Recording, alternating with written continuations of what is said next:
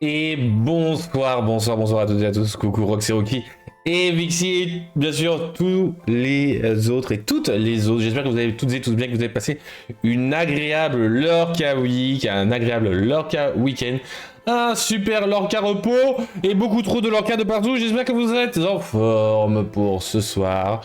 On va être en mode chillax. J'ai oublié d'ouvrir mes notes par contre pour Inside de tout à l'heure quand même. Là j'ai quand même bien plus bossé. Le Inside, on va se mentir. Hop. Et coucou Kalissa. Comment il va celui-là aussi? Comment va notre cher Roxy? Comment va tout le monde? En tout cas, j'espère que ça vous plaira bien évidemment sur cette chaîne. Et alors, pour ceux qui ne connaissent pas, ici on fait le petit talk show hebdomadaire sur Disney, les jeux de société et majoritairement du Lorcana, notre TCG Disney préféré. En même temps, il n'y en a pas beaucoup de différents. Bref, on va justement parler de ce TCG qui est le TCG du Championship. On va parler bien évidemment du Lorcana Championship Whispers in the Wild qui a eu lieu donc ce mois-ci et qui aura encore lieu. Dernière date bien étant le week-end prochain majoritairement. Vous pouvez en avoir un potentiellement le 31. Mais attention, normalement, c'est pas le cas. Vos boutiques auront potentiellement essayé de déplacer les dates. Donc, si vous en avez un prévu le 31, renseignez-vous si c'est bien le 31 et pas plutôt la semaine d'avant. Hein, voilà, que vous ratez pas votre petit tournoi. Bref. Donc, de quoi je vais parler? Eh bien, encore une fois, comme la semaine dernière, et comme la semaine d'avant, et encore la semaine d'avant, eh bien, on va parler des decks qui ont performé.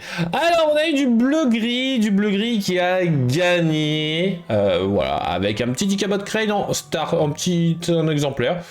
Pourquoi pas? On a beaucoup de 2 exemplaires, ça, je trouve ça un peu bizarre.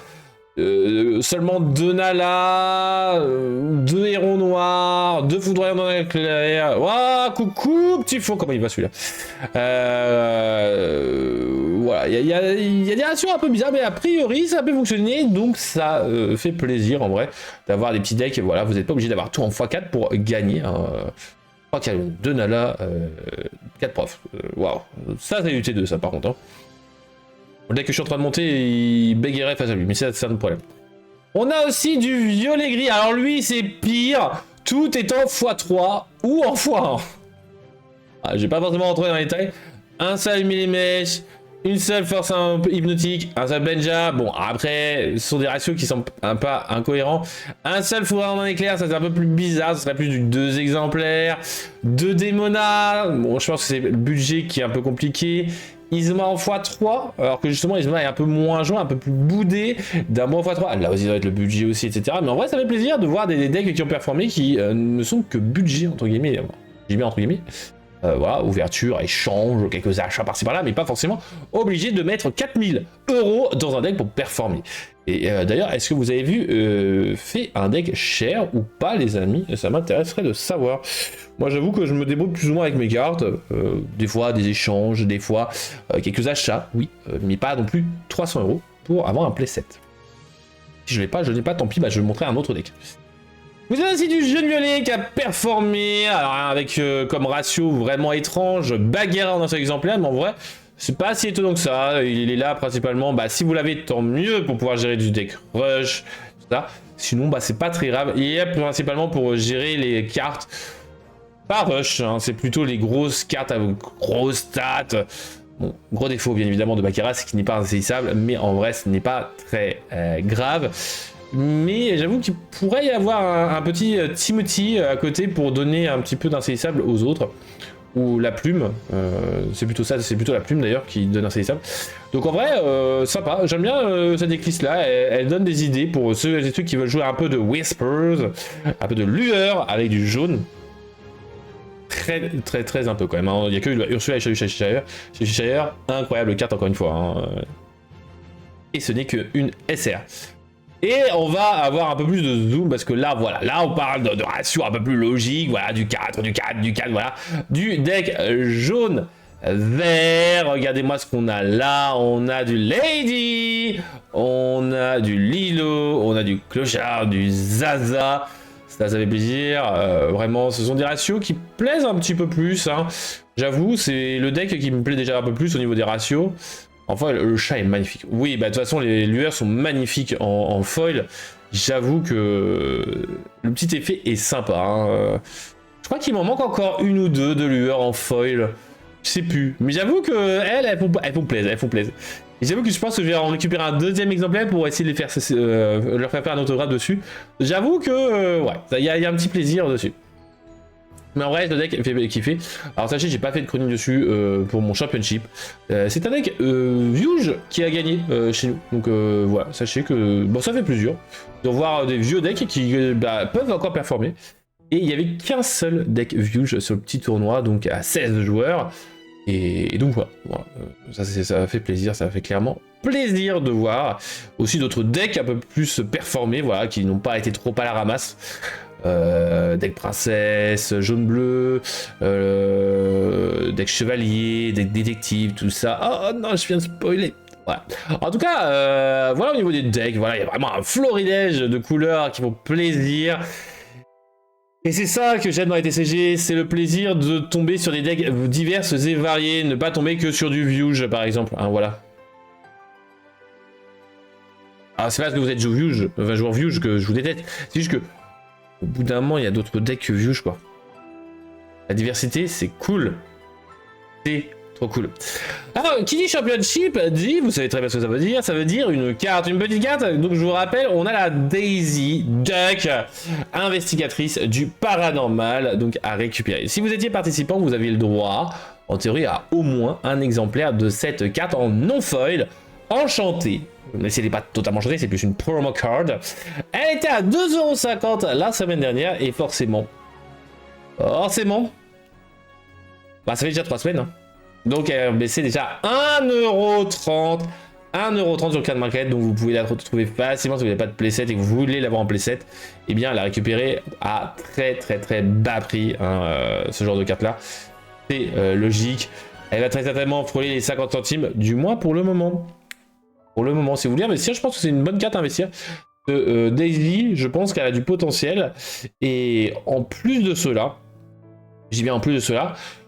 bah en vrai, l'artwork, moi je trouve sympa. Il y en a qui l'aiment pas, moi j'aime bien. Coucou Sina, oh là, mais il y a Sina, incroyable. Est-ce qu'elle restera jusqu'au bout pour le quiz? Incroyable. Donc en vrai, assez stylé, je trouve que cette Daisy, elle va finir à 20 centimes. Ah carrément 20 centimes. Mais non. Et la Daisy Duck en enchanté. Oh, elle était à 16 €. Elle va déjà descendre à 13 €. J'avoue que je pense que je vais me l'acheter dès la semaine prochaine. En un seul exemplaire, on va pas se mentir, je laisse les autres parce que ça c'est plus pour la collection. Mais je vais pas les jouer, j'aime pas forcément les jouer les foils. Mais bon, sauf certaines. Voilà, par exemple les lueurs, j'avoue que j'aurais le playset de certaines lueurs, je les jouerais. Mais bon, je préfère laisser le plaisir aux gens de les jouer. Moi je suis plus collectionneur que joueur en l'occurrence pour l'Orcana. Mais voilà. Donc on a quand même une grosse baisse. Hein. C'est quand même le premier championship où on a quand même une carte autant boudée. Et ça me fait un peu peur, j'avoue. J'avoue que ça me fait un peu peur sur l'avenir des cartes de l'Orcana. Alors maintenant que nous avons fait le championship, il y a eu d'autres événements. Hein, entre temps, voilà, j'ai pu retrouver les informations. Il y a eu le DLC de Richmond de 2026, bien évidemment, donc pas ce week-end, mais le week-end dernier. J'avais pas pu vous en parler parce que j'avais pas eu les informations supplémentaires, parce que j'ai pas pu regarder. Merci maladie, tout ça, qui a fait que j'ai dû rattraper mon retard. Mais donc le DLC Richmond, donc le premier jour. Alors voici les decks les moins représentés, enfin qui étaient le moins représentés. On avait du jaune-gris, du vert-gris, du rouge-gris, du jaune-rouge, du vert-rouge, etc., etc. Franchement, ouais, je joue avec OBS, t'as vu? Et oui, petit vous, t'as pas encore vu, justement, OBS, il y a eu pas mal de choses. Il y a eu pas mal de choses entre temps. Et oui, ça n'a pas changé. Et je m'amuse comme un petit fou avec le petit bonhomme de neige. J'avoue. T'es jaloux, hein. T'es jaloux. Donc, voilà, on a eu pas mal de decks. Hein. Ces decks-là ne sont pas forcément très appréciés. Mais en vrai, ceux qui étaient le plus appréciés, c'était plutôt violet-gris. Bientôt un quart de représentativité. Blurple, 20%, un cinquième. Bleu-vert, quasiment 15%, hein, c'était les plus représentés. Et après, à peu près du 10%, on avait quand même le jaune-vert, le viouge, hein, quand même, qui est toujours présent, et le bleu-gris, le breglis, comme on le dit dans le milieu, dans le jargon. Voilà. Mon deck vert-violet, alors je présume que c'est pas totalement mon deck, mais le vert-violet, voilà, qui était représenté qu'à 6%. Deck lueur, quand même assez bon. Un deck lueur contrôle, c'est très sympa, je vous rappelle. Hein, un deck profile disponible directement sur la chaîne Elorcana. Et après, au niveau des tops, eh bien, au top 16, voici la représentativité. Le Blurple à 30%. Un deck sur 3, c'était du Blurple. Le bleu-vert, un quart des decks, c'était du Blurple, n'importe quoi, du bleu-vert. Et jaune-vert, bon bah là on commence déjà à refrôler les 10%, le violet-gris 10%, etc., etc. Bon, on a quand même, on se rend compte quand même qu'il y a certains decks, hein, ce jaune-violet, voilà, il était qu'à 5%, bah il a réussi quand même à en avoir un seul exemplaire, certes, mais présent dans le top 16. Mon petit vert violet là, qui a pu faire un petit peu de plaisir, là ça fait, bon, il y avait certes pas de Zaza dans ma version, mais bon, ça fait plaisir, etc., etc. Donc en vrai c'est cool. Et dans le top 8, eh bien, on a encore le vert violet qui reste, enfin qui restait. On a le même ratio à peu près dans les decks, donc on a un peu épuré, voilà, on a un vert violet, un violet gris, un jaune vert, deux bleus verts et 3 blurple. Et on a plus que le top 4, un violet gris, un blurple et encore deux bleu vert en force, bleu vert incroyable, bleu vert insane. Donc voici les participants, donc 3 américains et un néerlandais, le néerlandais qui jouait le bleu-violet, je veux dire. Le gris, bah donc blurple, oui. Le gris-violet, c'était Raid Altman du Kentucky. Et les deux joueurs bleu-vert étaient Schuler Dunce et James Gray, respectivement du Nebraska et de Géorgie. Et Rob, donc notre cher joueur Blurple. Il y avait combien de Français sur place? Je n'en sais strictement rien, Sina. Mais alors, j'espère qu'il n'y en a pas beaucoup, parce que franchement, la représentativité des pays en top 4, elle est petite hein, quand même. Hein, bon, on a quand même un Européen, allez, on va se dire ça. On va se dire ça, on a un Européen. On parle pas de France, on parle d'Europe. Et alors maintenant, on va s'intéresser donc eh bien, à la finale. La finale, quelle était-elle? Eh bien, c'était bleu-vert contre bleu-vert. Et il y avait que donc au moins un. Oui, oui, mais bon, sur quand même beaucoup de joueurs. Donc, un match mirror en finale. Et alors maintenant, parlons des decks. Alors, je sais pas tous les decks du top 4, mais j'en ai quelques-uns. Voici le deck. Il ne doit pas avoir beaucoup. Ouais. Le deck du du premier. Donc là, on reconnaît les cartes assez usuelles. D'ailleurs, je suis en train de me dire que dans le deck que je suis en train de monter, développe ton cerveau, j'ai pas mis. Ça me saoule. Ça me saoule. Clairement, je vous l'assure. Qu'est-ce qu'on a de beau? Eh bien, on retrouve la Cendrillon. Je suis pas un grand fan, sauf dans le deck Princesse, mais bon, pourquoi pas. Après, vu qu'il joue des grosses cartes comme Soumettez-vous à ma volonté, le Basile, le John Server, la Clarabelle potentiellement, hein, parce que bon, il joue plus qu'une seule type de Clarabelle. Forcément, t'es obligé de rampe pour aller jusqu'à 7. Prince Philippe, ça va. En règle générale, il devrait arriver en tant que Floodborn. Mais le reste, ça coûte cher, donc il va falloir monter. Donc c'est un peu normal qu'il y ait Cendrillon qui soit. C'est quoi le quiz? Le quiz, fin du live, monsieur Petit Four. T'inquiète pas, t'inquiète pas, t'inquiète pas. Ah, c'est dommage qu'ils disent pas, Petit Four, car moi j'aimerais bien savoir pour les supporter. Ouais, ça pourrait être bien. Blurple, le deck Blurple, le voici, le voilà, un petit Rafiki, un garde royal et un Basile comme starter. C'est assez classique. Pas mal de T2 quand même entre Ancrejet, Force Hypnotique, le Manuel Castor Junior et Typo, ainsi que vous voyez sur la Merazoid. Vous voyez sur la Merazoid, voilà, qui était un petit peu boudé pour Blurple. On a un seul exemplaire. En même temps, je pense que sa courbe était assez bonne, donc il n'y avait pas forcément besoin de rampe beaucoup. D'où le fait que voguer sur la Mazurite, voilà, là au niveau pioche, tout ça, c'était pas obligatoire. Il y avait d'autres cartes de pioche. Le chat en x3. Franchement, je trouve. Bah, bon, c'est pour des choix, par exemple, pour mettre un voguer sur la Mazurite, mais j'avoue que le chat du Cheshire en x4, les gens le boudent un petit peu. Moi, je jouais en x4, parce que mon deck est un peu rangé pour le moment, parce que je teste d'autres combinaison. Mais j'avoue que le chat est un peu boudé, je trouve. Après, bon, c'est des ratios, les autres sont des ratios classiques. 4 Thiago, 4 Elsa, 2 Hades, 4 Demona, 4 Hades bleu. Voilà, c'est des ratios qu'on a l'habitude d'avoir. J'ai oublié de préciser les 4 génies, les 4 Dumbo. Mais oui, c'est ancrable, donc c'est ça qui est avantageux. Le chat, il peut être ancré. Ce serait non ancrable, là on en rediscuterait un peu plus. Là, entre le 3 et le 4, là il y aurait un impact. Mais c'est ancrable, ça peut se jouer. Bon, franchement, moi j'ai joué. Je joue et il peut faire le café. Bon, après c'est dans du vert violet, encore une fois, c'est pas dans du blurple, donc vraiment. Ça fait le café. Et surtout, ça peut gérer par le 4, à part les hors d'atteinte. Merci, Jafar, hein, mon vert violet qui a galéré... contre Jafar et contre notre chère Ursula. Et le dernier deck donc de Richmond dont je vais parler va être le gris-violet. Le voici, le voilà. Encore des ratios assez usuels avec le un seul exemplaire de Benja classique. On a l'habitude. Voilà, 4 chats. Là, ça fait plaisir. Exemple de deck qui joue 4 chats. Merci monsieur si j'ai pas de bêtises, ouais, du Kentucky, donc monsieur Red Altman, merci, je te serre la main où que tu sois, merci de respecter le chat.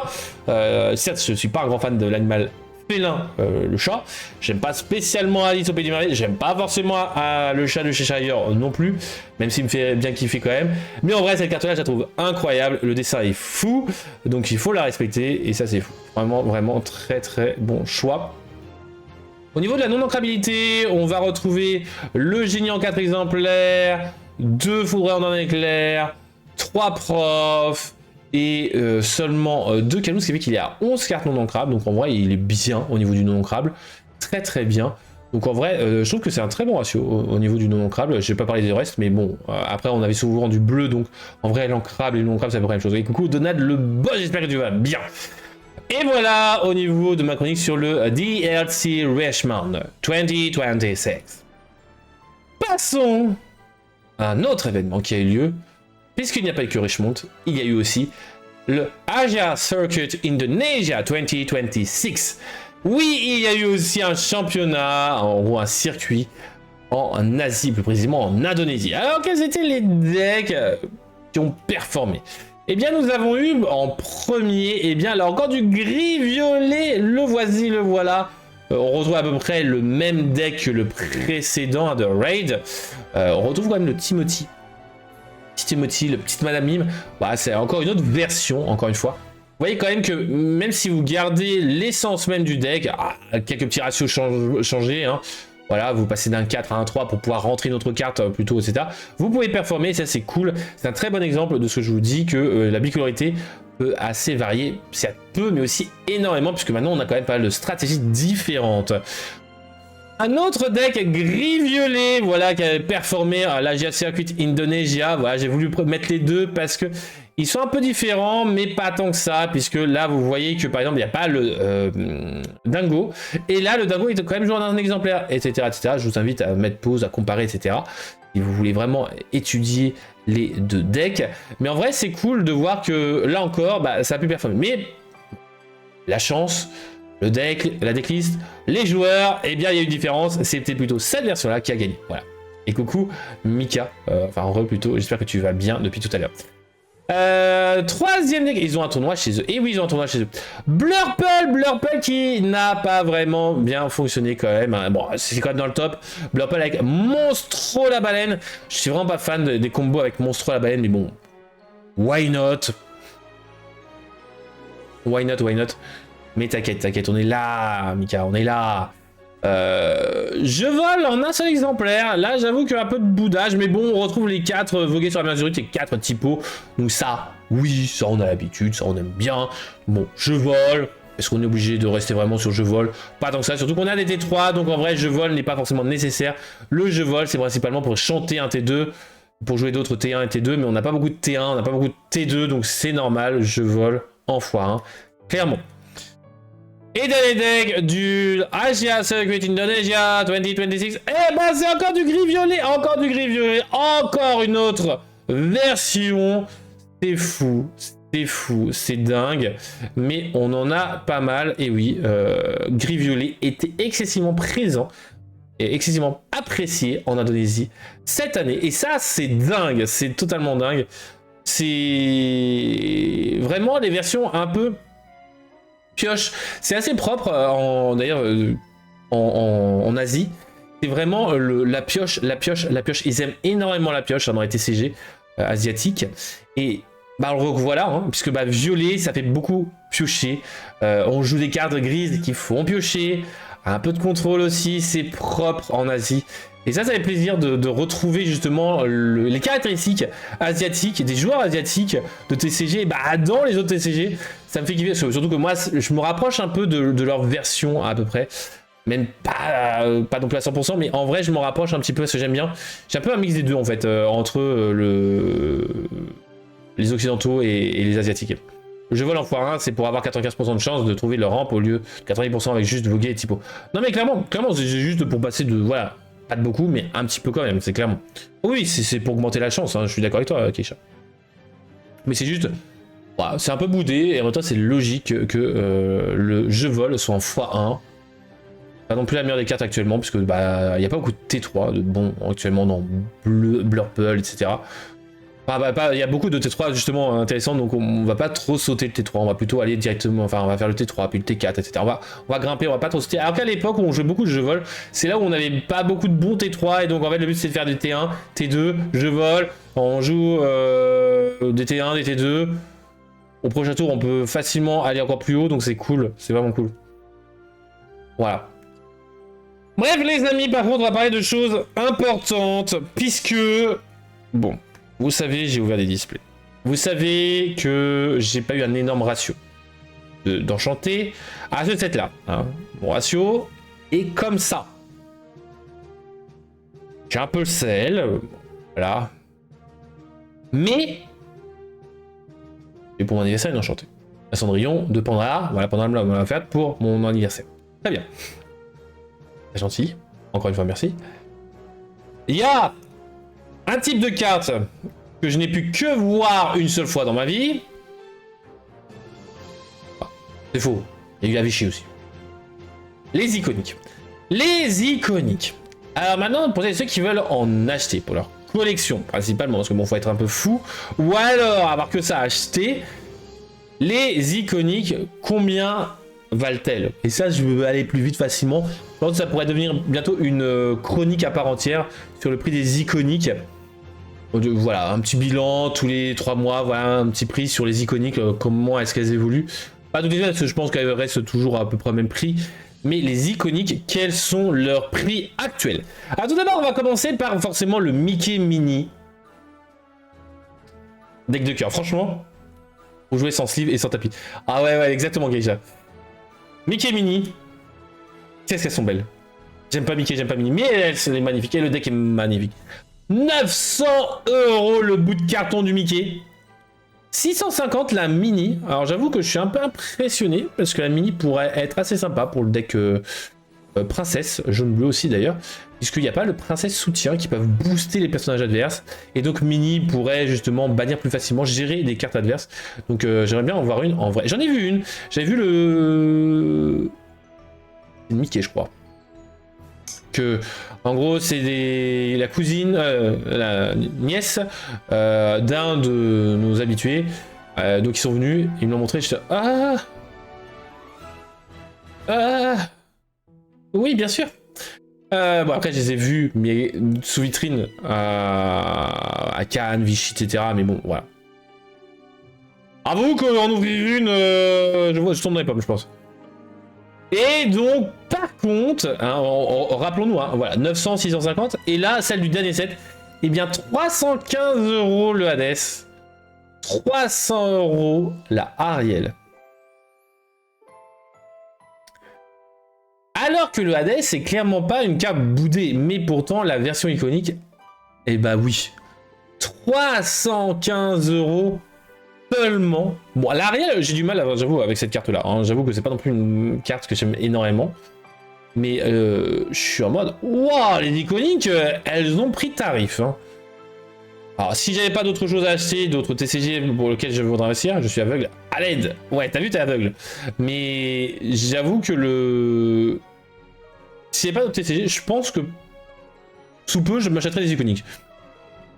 Quitte à dépenser 300 € dans un jeu, société, autant le dépenser dans une carte, voilà, qui me fait plaisir. Mais... ouais. Bah franchement, raisonnable. Encore une fois, comparé à Mickey Mini, hein, je parle bien. Pas comparé à d'autres cartes qu'on va voir un peu plus tard.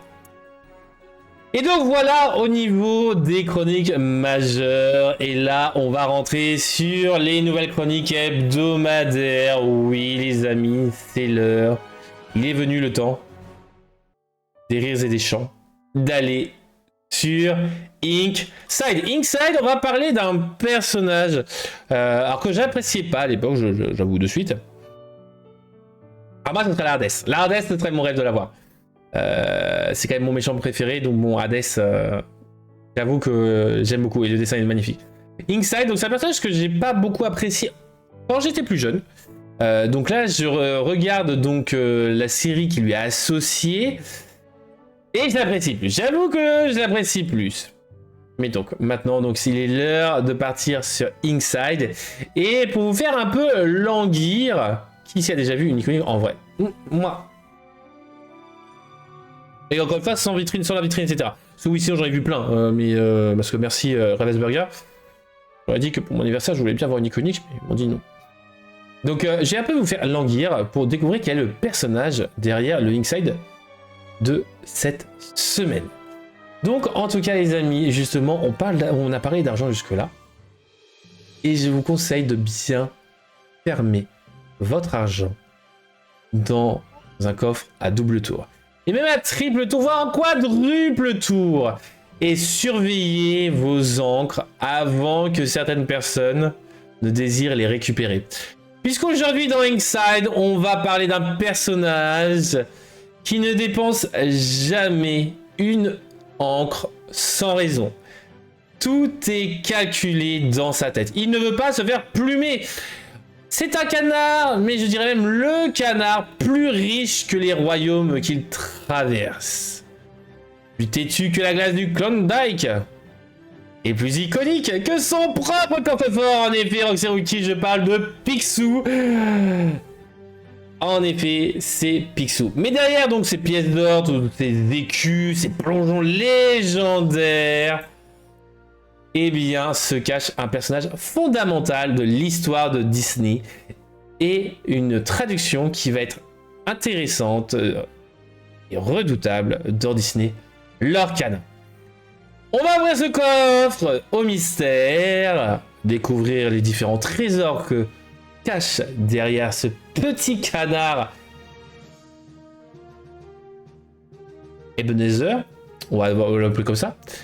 Et on va rentrer donc dans les détails. Et on va aller un peu plus dans les détails comparé aux autres fois, puisque je me suis dit, bah, on va rentrer un peu plus dans les détails. C'est un personnage qu'on n'avait pas encore vraiment parlé sur Lorcana. Les autres, il me semble que oui, quand il y avait encore Miss Lorcana dans la saison 1. Mais dans cette saison 2, bah, voilà, on va rentrer un peu plus dans les détails, on va un peu revenir aux sources justement. Et donc, Picsou, alias Scrooge McDuck en anglais, en VO, eh bien, a eu sa première apparition en décembre. Exactement, en décembre 1947, dans la bande dessinée Christmas on Beer Mountain, créée par Carl Barks. Et donc c'est là où justement Picsou a été inspiré comme l'oncle grincheux, riche et désagréable, inspiré directement du conte de Charles Dickens, plutôt tu voulais dire d'ailleurs, donc d'Ebenezer Scrooge. Et très vite, Carl Barks comprend qu'il tient là bien plus qu'un simple stéréotype, mais un personnage crucial, une clé qui pourra faire rêver, rire et aussi toucher les enfants, les familles, etc., etc. Alors, au départ, donc c'était qu'un simple personnage, mais qui va subir une transformation en un aventurier. Pour ceux qui ont vu la bande à Picsou, ou qui la regardent en ce moment comme moi. Et donc, notre cher Carl Barks va créer tout ce qui est un passé d'une jeunesse pauvre en Écosse, parce qu'au départ, il vient d'une famille très pauvre, ainsi qu'une vie faite de voyages, de dangers, de pertes et surtout de victoires. Il est certes riche, mais ce n'est pas dû à un don a un héritage. Il a conquis sa richesse. Chaque pièce d'or, chaque écu donc a une histoire et surtout une valeur sentimentale pour notre cher Picsou. La fameuse première pièce, qui est un objet de l'Orcana, conservé comme un talisman, devient même l'un des symboles les plus puissants du personnage. C'est d'ailleurs lui qui représente le mieux Picsou et la bande à Picsou. Alors son caractère, ce personnage-là, il a fait la recherche de l'or au Far West. Non, exactement, Sina. Justement, dans le Klondike.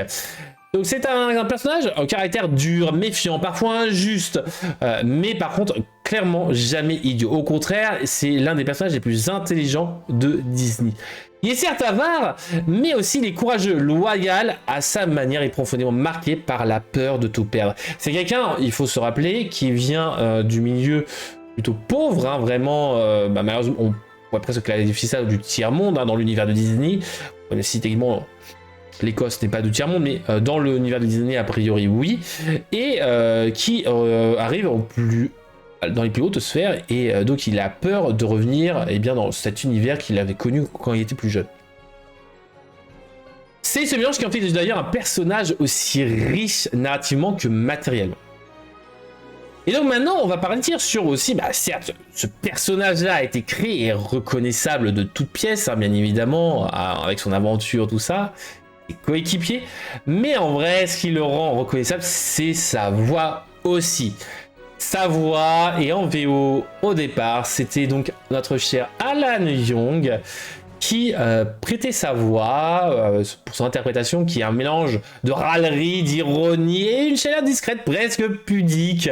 C'est l'un des scénaristes d'ailleurs même du Noël de Mickey, donc 1983, donc qui est en gros la version animée de cette bande dessinée Christmas on Bear Mountain. Et donc c'est lui qui a justement tout réalisé. Tout, mais voilà, voix et scénario, c'est incroyable. Plus tard, donc, un reboot, suite au reboot, on a eu une nouvelle voix, parce que malheureusement, Alan Young, voilà, vous avez la suite. La reprise a été faite par David Tennant, notre 10e Doctor Who, qui prête aussi à sa voix, donc, à l'homme pourpre dans Jessica Jones. Avec un petit accent écossais, assumé, et ce qui représente bien justement l'histoire de notre cher Scrooge.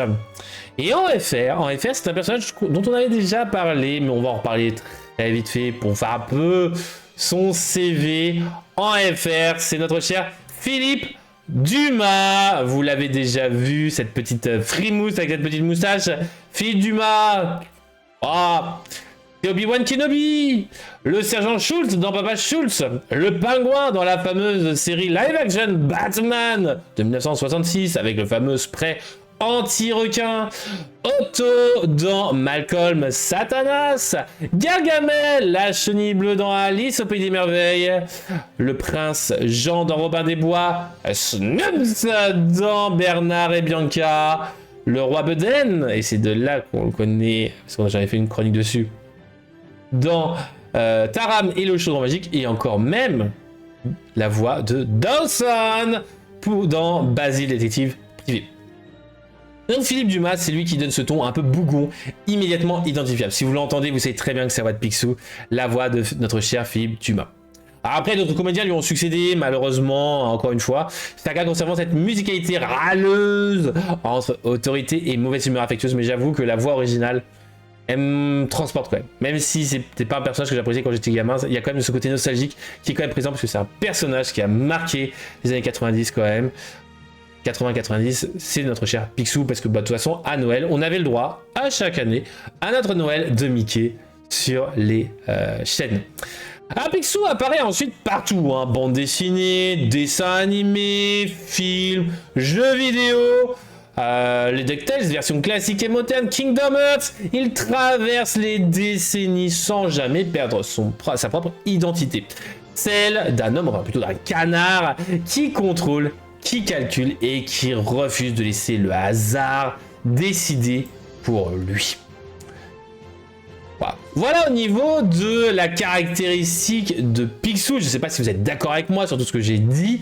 Voilà, j'espère que je vous ai appris des choses pour ceux qui ne le savaient pas. Voilà. Je trouve que c'était vachement intéressant de voir comment est-ce qu'il a été construit, ce petit personnage-là. Important de l'univers de Disney quand même. Et maintenant on va s'intéresser dans l'Orcana. Dans l'Orcana, Picsou, ce n'est pas qu'une simple carte spéculaire au premier regard. C'est pas une carte voilà flambant neuve tout ça. Au contraire, il va pas gagner vite, il va gagner mais sûrement plutôt. Il est plutôt sur la sûreté. Ces mécaniques évoquent l'accumulation, la planification, les objets, la montée progressive en puissance. Hein, il collectionne, on le sait très bien, notre cher Picsou. Comme dans les histoires de Karl Barks, Picsou prend l'avantage pendant que les autres se dispersent. Hein. C'est notre fameux Ebenezer Scrooge. Alors, au niveau des couleurs, bah, on n'a pas beaucoup. Hop, voilà, parce qu'il faut pas que j'en oublie quand même, parce que j'ai failli en oublier une d'ailleurs. Merci à l'application de l'Orcana. Mais on a donc le saphir. Le saphir, tout d'abord, c'est sa couleur principale. Saphir, représentativité de la richesse, de la planification, de la gestion à long terme, de la sagesse. Picsou en saphir, c'est plutôt l'investisseur ultime, intelligent et qui ne fait pas la moindre erreur. Chaque tour va être méticuleusement pensé, réfléchi, chaque ressource et surtout chaque objet va être exploité comme notre fameux Balthazar Picsou, avare plein de ressources. La couleur secondaire va être l'ambre. L'ambre qui fait son apparition récemment, mais ça va être plutôt le protecteur, le prévoyant, avec la première football de Balthazar Picsou, le prospecteur de caverne. On en aura d'autres, on le sait très bien, justement l'Ebenezer. C'est plutôt un personnage veillant sur le trésor et ceux qui l'aiment. Prudence et sécurité sont mères de sûreté. Il aide les personnages, il va justement aider, par exemple ici, chaque fois que vous jouez un personnage ou un lieu ayant boost, vous allez pouvoir placer la carte du dessus de votre pioche sous la carte jouée face cachée. Donc vraiment, c'est vraiment le gars qui va être plus là pour aider, qui va plus s'intéresser aux autres. Une sorte de soutien, pas soutien dans le terme bien évidemment l'Orcana, mais plus un soutien dans le sens français, clair et précis. Et on a une troisième couleur pour notre cher Ebenezer Picsou, le bon vieux émeraude. Et là, l'émeraude, bah, c'est le malin, l'opportuniste, l'opiniâtre, l'intervenant agile. Et ces trois couleurs-là, eh bien, se complètent parfaitement. Saphir pour son ambition, son avarice, l'ambre pour plutôt sa prudence, son côté familial, loyal, et l'émeraude plutôt pour son opportunisme et sa malice. Au niveau de la méta, au niveau des joueurs, qu'en est-il? Eh bien, il brille dans les decks plutôt saphir, il a brillé plutôt dans les decks saphir, orienté value, rampe et objet. On avait vu la hausse du prix de Balthazar Picsou et est devenu plutôt redoutable dans les parties longues, dans le grind game. Malheureusement, le grind game, c'est pas forcément le fort actuel, surtout dans le deck objet, donc qui est un peu bancal actuellement, donc c'est pour ça qu'il a été un peu oublié. En casual ou en format alternatif, Picsou eh bien, est aussi un personnage de style, puisqu'en effet on peut justement avoir un deck jaune-violet, jaune-vert, etc., tournant autour des boosts, et justement dans ce cas on aurait des boosts, des floatboards, tout ça, ça peut être très marrant, mais c'est plus casual, du moins pour le moment, puisque dans le prochain set, on verra bien ce que ça donne. Et donc au niveau par contre de l'émeraude, lui par contre c'est pas du casual, c'est une très bonne carte, elle est souvent jouée, mais bon c'est qu'une seule carte émeraude, donc on va pas forcément rentrer dans les détails sur la représentativité de Picsou émeraude dans la méta. Mais par contre oui, elle est clairement jouée actuellement, comme on a pu le voir tout à l'heure. Et qui d'ailleurs est la carte promo du coffret cadeau du prochain semestre. Jouer Picsou, c'est en gros annoncer la couleur, annoncer la couleur indirectement de votre deck, certes, mais on va pas se précipiter. Au contraire, on va construire. On attend que l'adversaire va s'épuiser. Et c'est d'ailleurs justement la propos même de Balthazar bleu, Balthazar jaune qui va vous permettre d'accélérer un petit peu, mais un petit peu parce qu'il vous faut jouer d'autres personnages boost, et le bon vieux émeraude. Bah, c'est plutôt l'adversaire qui va s'épuiser, justement, puisque lui va essayer de défier, parce qu'il est obligé de vous empêcher, justement, de partir trop souvent à deux. Il va essayer de vous ralentir. Donc vraiment, ces trois couleurs-là lui correspondent très bien, je trouve. Il comprend une chose essentielle, ce n'est pas un riche par hasard, il est plutôt riche parce qu'il contrôle, parce qu'il réfléchit, parce qu'il utilise ses neurones. Les mécaniques racontent son histoire mieux que n'importe quel texte. On a la patience, on va avoir la rigueur, la méfiance, la vision à long terme. Mais ce n'est pas une carte clinquante, encore une fois, c'est plutôt une carte intelligente. Ainsi, je ne sais pas pour vous, mais moi je trouve que Picsou Dans l'Arcana, ce n'est pas un coup de chance, c'est plutôt un placement à long terme. Une carte qui ne prenait pas des feux d'artifice, mais des intérêts composés. Et dans Inkside, on le sait. Quand Picsou gagne une partie, ce n'est jamais de la chance. C'est plutôt un plan. Ou un accident à cause de l'adversaire. Mais ça, c'est un autre problème. Ça, on ne rentrera pas dans les détails des accidents parce que l'adversaire ne sait pas bien jouer, etc. Mais voilà. En tout cas, voilà. J'espère que vous êtes d'accord avec moi. Si vous n'êtes pas, bah, bien évidemment, je suis ouvert au débat. Aussi ouvert de un peu connaître votre point de vue sur ce bon vieux Picsou dans l'Arcana. Dans les autres couleurs, acier, alors ce serait plutôt le côté survivant pur, forgé par l'épreuve, plus dur que l'or qu'il protège. Voilà, ce serait une sorte de chevalier, je pense. Ça pourrait être sympa d'avoir un petit Picsou acier, mais bon, j'ai un peu du mal à le voir. D'autres couleurs pourraient raconter l'aventurier ou le mentor, mais son identité restera toujours la même. Voilà, hein, si ça marcherait très bien avec le côté rubis, hein, aussi aventureux. Rubis serait plus le côté colérique un petit peu, je pense. Et dans l'Arcana, comme chez Disney, Picsou n'est pas défini par sa fortune, sa couleur, mais par la manière dont il l'a construit. Voilà au niveau de Inkside, j'espère que ça vous a fait plaisir qu'on découvre un petit peu plus notre canard préféré. Et maintenant, oh là là là là, il va rester le temps. Sina, j'espère qu'elle est là parce qu'elle va pouvoir faire du quiz. Oh là là là là, Sina, elle est là, elle va pouvoir faire du quiz, c'est incroyable. Puisqu'on va pouvoir parler du lock à bourse, mais lock à bourse, eh bien l'argent, certes c'est intéressant, mais il n'y en a pas beaucoup qui ont changé. Puisqu'en effet, dans le dernier set, Whispers in the Hell, well, pas Whispers in the Hell, well. Jeu de mots involontaire? Je ne crois pas. Réponse, bon bah baisse un petit peu de 5 à 4 euros. Personne ne donne d'avis, donc ça va être bon. Très certainement. Ou alors tout le monde s'est endormi. Le carré centaine qui passe de 10 à 7 euros alors que je la trouve excellente et que j'en ai pas beaucoup d'exemplaires d'ailleurs. La Démonard, oh là là là là, chute de 1 euro. Tandis que notre cher Hades, lui par contre c'est une grosse chute et il passe de 33 à 25 euros. Ça y est, c'est la fin de la hype de notre cher Hades. La Daisy, bon, elle continue à être boudée, hein, 1,50€ à 1€. Voilà, j'ai mis une petite chute. Mais si techniquement, il n'y avait pas besoin de la flèche, etc. Mais elle a perdu 50 centimes. Encore une fois, la pauvre Daisy, elle n'a rien demandé. Cendrillon a perdu 3 euros, passé de 23 à 20. Le Goliath de 16 à 15. Et la Zaza de 14 à 13. Mais ça, c'est principalement des mises en vente. Hein. Les pertes de 1€, vous le savez très bien. Je vous le répète tout le temps. Les pertes de 1€, c'est principalement des mises en vente supplémentaires. Par contre, le principalement reste à 1€ et le Shere Khan à 2€. D'ailleurs, je sais plus si j'ai le playset de Shere Khan. Faudrait peut-être que je regarde. Principalement, il me semble que oui, mais pas le Shere Khan.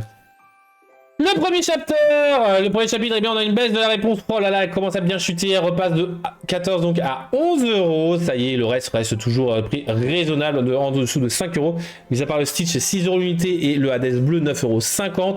Je vous rappelle qu'on verra plus tard justement que dans Fabuleux, il a été réédité.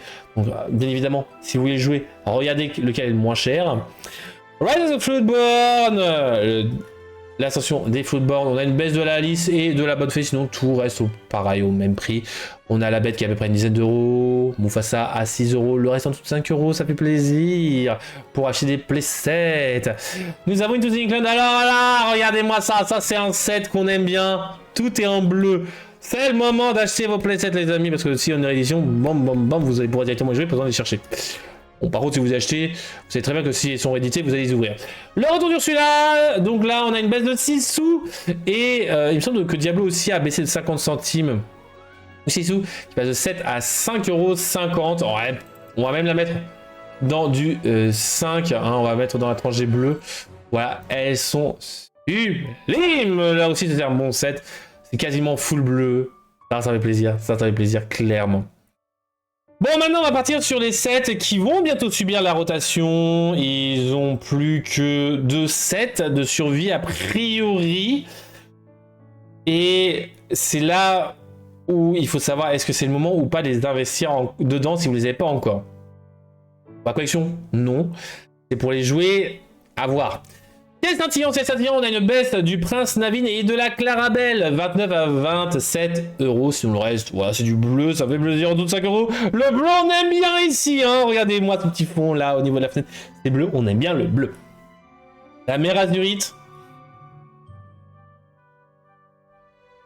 Alors il y a du bleu, Tiana reste toujours à 17 €. Le Maui de 25 à 22 €. Allez, il baisse, il baisse. Bon, moi, ça m'embête, hein, mais bon, j'aurais dû le vendre. Et la Izuma qui remonte un petit peu. Voilà, elle est un peu moins boudée. Voilà, petite semaine où elle était moins boudée. Non, c'est surtout un achat très certainement caché derrière. L'île d'Arcasia, quant à elle, eh bien, le Balthazar Picsou reste à 10 €, le Baga à 6 €, le Tamatoa passe de 22 à 20 €. Aïe, mon casque, merci.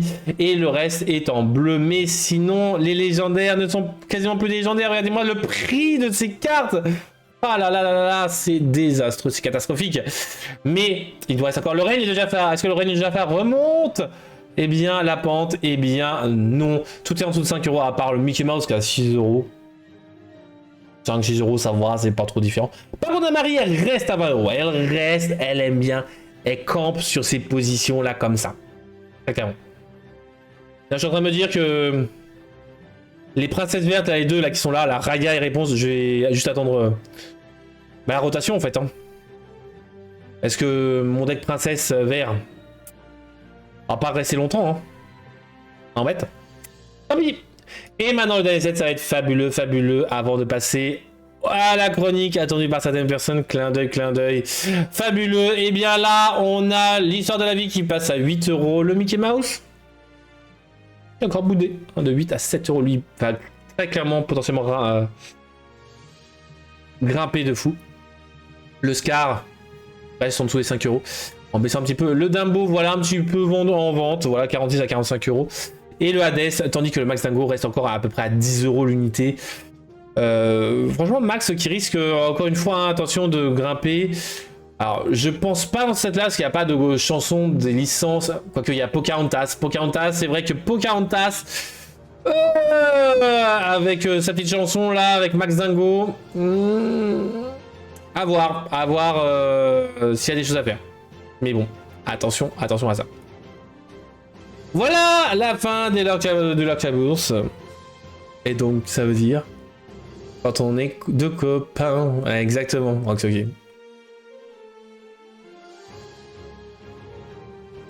On se rappellera des cartes des proxys que j'avais faites de Roxy. Ça date hein, d'ailleurs. Ça remonte à 3 ans. À quelques mois après. Je les avais faites avant la sortie de l'Orca. Donc c'est le moment de... Mais l'Orca Quiz, du l'Orca Quiz, le petit jeu. On part tranquillement pour s'amuser entre nous. Les amis, le but c'est de retrouver des cartes. J'espère que vous allez pouvoir les retrouver entre guillemets facilement. Bien évidemment, ne vous prenez pas la tête. Le but c'est de retrouver tranquillement les cartes. Il n'y a rien à gagner, encore une fois cette semaine. Voilà, comme je disais Keisha, il faut que j'envoie sa carte parce que je pense que là actuellement je ne pourrais pas en refaire de jeu actuellement, peut-être le mois prochain. Mais beaucoup de choses à faire, beaucoup de choses qui m'arrivent. Donc voilà, c'est un peu compliqué la période. Donc malheureusement, je voulais en faire pas mal de jeux ce mois-ci, mais malheureusement, ce ne sera pas le cas. Donc premier jeu, on n'est pas là pour papoter, on est là pour jouer. L'Orca Quote, avec une citation: que fais-tu ici alors qu'un cavalier fou rôde dans les parages? As-tu perdu la tête? What is it called behind this quote? What are you doing here when there's a rogue horseman out there? Have you lost your head? Quelle est cette carte? Ichabod Crane. Non. Cavalier sans tête. Non. Quelle est cette carte? Ah. Je suis content de mon jeu alors. Non. Quelle est cette carte? C'est une carte Sleepy Hollow. Non, ce n'est pas Sleepy Hollow. C'est une carte qui, quand on voit la citation, c'est fou. Ça c'est fou parce que je pense que quand vous aurez la réponse, vous serez un petit peu choqué. Puisque c'est quand même une citation, en effet, qui vous fait penser à tous ces trucs-là. Le cavalier attaque. Non! J'ai le nom, et c'est bien le nom exact que j'ai là. Ce n'est pas du tout cette carte-là. Non, non, non. C'est une carte rubis, dessinée par Matthew Robert Davis. Quelle est cette carte? C'est une carte peu commune, bien évidemment, du dernier set, le set 10. Donc une carte rubis ancrable. Finique, non. Bah non, rubis, non. Ce n'est pas rubis. Finic. Quelle est cette carte donc rouge? Cette carte rouge ancrable. Une carte ancrable ou ancrable rouge. Quelle est cette carte? Que fais-tu ici alors qu'un cavalier fou rôde dans les parages? As-tu perdu la tête? What are you doing here when there's a rogue horseman out there? Have you lost your head? Ichabod. Non, ce n'est pas Ichabod. Ah, Sina est parti aux toilettes pour faire la cuisine ou autre chose. Et on a déjà proposé Ichabod, le cavalier sans tête, Sleepy Hollow et Phoenix. Ce n'est pas ça. C'est une carte donc Ruby du dernier set dessinée par Matthew Robert Davis qui coûte 3. Et c'est en effet, il est temps de partir avec Gaston. Et qui dit ça en fait? Voilà, c'est la cuisine. Ah, la cuisine. Mais c'est en effet, il est temps de partir. C'est fou, justement. Ce petit clin d'œil à justement au cavalier sans tête avec une carte Gaston. C'est fou. Ah, bon bah au revoir Keisha. GG en tout cas Donald. On part donc sur une autre carte avec un autre jeu, le Lorca Pixel. Le Lorca dépixel plus précisément parce que je vous rappelle une carte dépixelisée, on va dépixeliser au fur et à mesure. Quelle est cette carte selon vous les amis? Quelle est cette carte? Je ne sais pas si vous la connaissez bien. Lexington? Non. Prince Philippe? Non. Bois amer? Non. Broadway? Non. Allez, on dépixelise. Quelle est cette carte? Je pense que vous la connaissez. En vrai, elle est assez marrante. Enfin, assez marrant. Elle est assez simple et pourtant efficace au niveau de son design. Ce n'est pas Bonzing. Ce n'est pas Bonzing. Une carte dessinée par Nicolas Kai. Ce n'est pas Hermès. Non, non, non. Là encore du dernier set. 3. Non ancrable cette fois-ci. Quelle est cette carte? Quelle est cette carte? Ah là là. On voit des couleurs se dessiner là, comme ça. Là. Quelle est cette carte? Alors on redépixelise. Hop, on redépixelise. Quelle est cette carte? Quelle est cette carte? Aïe aïe aïe aïe, ça devient compliqué. Je n'ai pas trop zoomé encore une fois, hein, bien évidemment. Je n'ai pas zoomé sur un œil par exemple. Megara. Ah non, ce n'est pas Megara. Ce n'est pas Megara. Désolé Sina. Et en effet, Donald, c'est la potion de malice. Sina qui avait quand même trouvé la bonne licence. Hein. Bon, comme Roxy avec Hermès, mais GG avec la potion de malice. Aïe aïe aïe aïe aïe. Donald ce soir, excellent, excellentissime. Hein. Il regarde les reflets des cartes dans réponse sur mes. Mais c'est pas possible. Passons donc au troisième jeu. Troisième jeu. Quelle est cette carte? Quelle est cette carte? On va partir donc sur le Lorca-Gif. Lorca-Gif avec une carte acier Steel Card. Described by Jeffs. Quelle est cette carte acier? En pack rush, elle est embêtante. Ah oui, en pack rush, elle est embêtante puisque la potion de malice, choisir un personnage et placer lui un dommage, etc. Elle est clairement embêtante, oui, clairement. Alors, cette carte-là, acier, eh bien, va avoir un collier de perles. Un collier de perles. Quelle est cette carte? Quelle est cette carte? Alors là, comme ça, je me souviens même plus vraiment. Quelle est cette carte, les amis?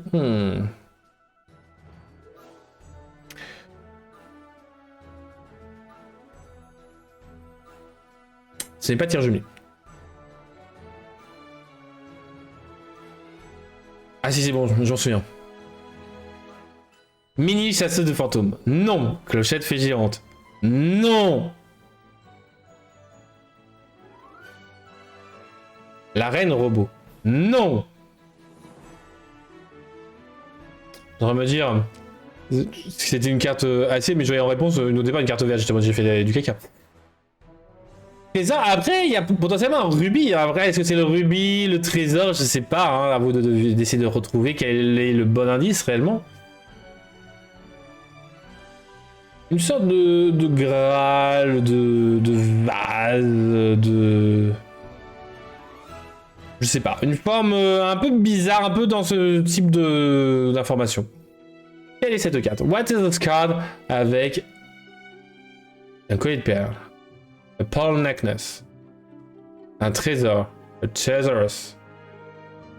Un rubis. Un rubis. Potentially. Et un Graal. Shérif de Nottingham. Non. Allez. Autre indice. Une bague avec un diamant. Quelle est cette carte, les amis? Quelle est cette carte? Bague avec diamant. Une bague avec un diamant. Quelle est cette carte? Ah là là là là. Quelle est cette carte, les amis? En vrai, d'ailleurs, ouais, deck acier, ça pourrait être une bonne carte bientôt, je pense. Ça pourrait très clairement être une bonne carte. Alors attention, bien évidemment, à la rotation. Mais bon. Quelle est cette carte? Quelle est cette carte? Une plume noire. Quelle est cette carte? Quelle est cette carte? Oh là là là. Je vais donner en plus de ça entre temps un autre indice, puisque c'est une carte, vu que. Fais attention à la rotation. C'est une carte entre le 7, 6 et le 7, 9. Et quelle est cette carte, les amis? Quelle est cette carte? Ah là là, compliqué, compliqué. Quelle est cette carte? On est obligé de faire le dernier exemple. Ah là là là. Dernier indice? Non, avant-dernier. Oh. Oh, mais une sorte de pantalon bouffant. Voilà. Quelle est cette carte avec un pantalon bouffant, une plume noire, une bague en diamant, un Graal, un trésor, un rubis ou l'un ou l'autre ou les deux, un collier Aladdin? Non, c'est pas Aladdin. Il faut penser à tous les... Ahmed. Dernier indice, un turban, et c'est en effet... le prince Ahmed, le soupirant rival. Lorsque vous jouez ce personnage, vous pouvez choisir un personnage princesse et l'épuiser. Ça peut être très bon pour contrer le deck princesse. Malheureusement, c'est une carte du 7-8 dessinée par Jake Murphy. GG Rock, c'est Rookie. Ah, Sina avait dit attends. Désolé Sina, j'avais pas vu ton message. Désolé. Est-ce que tu avais cette carte-là en tête? Ou pas. J'espère que il n'y a pas de souci du côté de Sina. Voilà, Sinvista, qu'est-ce qui lui est arrivé? Qu'est-ce qui lui est arrivé? Là, pas grave. Est-ce que tu l'avais? Est-ce que tu l'avais? Est-ce que tu pensais à cette carte-là? Non, j'ai cherché, mais il y a trop de cartes. Ah bah oui, il y a trop de cartes, bien sûr. Dernier jeu de la soirée, le Lorca des Zooms. Est-ce que vous êtes prêts, les amis? Est-ce que vous êtes chauds? Ça va très certainement fulguriser. Quelle est cette carte? Quelle est cette carte? Ouh.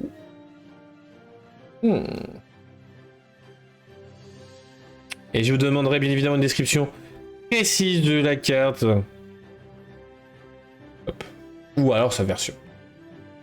Belle Marianne. Non, ce n'est pas Belle Marianne. J'ai oublié de vous donner les arguments tout à l'heure.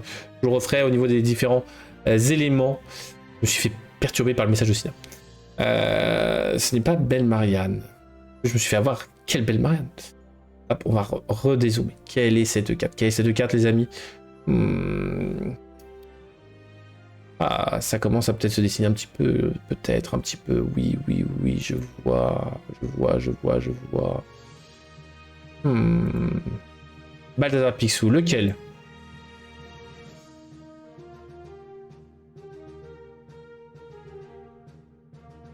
Ma faute. Mais non, Sina, t'inquiète. Surtout la faute de ma fatigue. En ce moment, je suis excessivement fatigué et j'avoue que j'arrive pas à me concentrer correctement. Allez, on redépixelise, enfin on redézoome. La preuve, je dis des bêtises. Quelle est cette carte? Quelle est cette carte? Aïe aïe aïe. Quelle est cette carte? On commence à retrouver des détails. Détails qui doivent vous faire penser à une carte précise. Daisy, princesse. Daisy princesse. Qu'est-ce que tu veux dire par Daisy princesse? Monsieur Snoops. Sur la bonne piste. Alors, attendez. Wow. Sur la bonne piste. C'est laquelle, celle-là?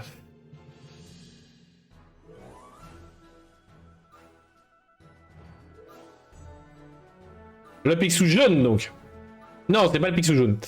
Enfin, le Daisy princesse au balcon. La princesse au balcon. Ce serait ton ultime bafouille. Bon. C'est pas son nom, mais en effet, c'est Daisy, charmante damoiselle. Mais bon. En fait, je me doutais que c'est celle-là que tu pensais, mais le problème étant qu'elle n'est que Dreamborn alliée. Elle n'est pas princesse, cette petite Daisy. Non, non, non. Pourtant, elle pourrait être... Bon, après... Voilà, ça perdrait peut-être de son charme au niveau du personnage, mais voilà. À part que j'y pense, avant de partir. Au niveau de Prince Ahmed, bon, les vêtements, la plume noire, etc., on l'a. La bague, hein, forcément, elle est dans la main. Le trésor, le rubis, oui, on a le trésor ici et on a même un rubis là.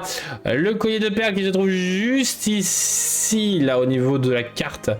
Et le Graal, où est-il? Eh bien, il se trouve là. Alors, je sais... J'ai expliqué que c'est une sorte de vase, de verre. Ça sûr, Domini, elle peut pas être princesse. Bah, elle peut adouber Daisy, hein. Puis c'est Dreamborn. Une Dreamborn, il peut tout arriver. Il peut tout lui arriver, donc bon. Et donc voilà, une sorte de Graal. Alors, c'est peut-être une jambe de bois ou autre chose, mais on sait pas trop. Mais voilà, une sorte de Graal. Voilà, c'était peut-être l'indice le moins intriguant, hein, le plus intriguant ici. Mais voilà. En tout cas, voilà les amis, on va s'arrêter là pour ce soir. Merci pour la précision, en tout cas que c'est la suivante de Mini. Il faudrait que je regarde ce Disney. J'ai trop de Disney à regarder. Disney de la version des 3 Mousquetaires. Alors, je pense qu'elle est inspirée, mais en fait, comme c'est une Dreamborn, elle réalise ses rêves, en fait. Mais c'est un peu plus compliqué. Ah oui, d'accord. Ok, bon bah voilà, j'ai plus rien à dire. Bonne Lorcavik à toutes et à tous, en tout cas les amis. Bon Lorcast pour demain, très certainement première vague de leak. Enfin, je crois que c'est ok, ça ferait plaisir d'avoir les informations. Moi, je me coucherai tôt. Mot de la fin, le mot de la fin. Copain, voilà. Quand on est deux copains, voilà, c'est magnifique. Sublime. Bonne soirée à toutes et à tous, en tout cas. Cœur sur vous. Prenez soin de vous et de vos proches. C'était Trip dans les Lorcana. Et bonne, magnifique semaine à toutes et à tous. Je te dis à la semaine prochaine. Bye bye.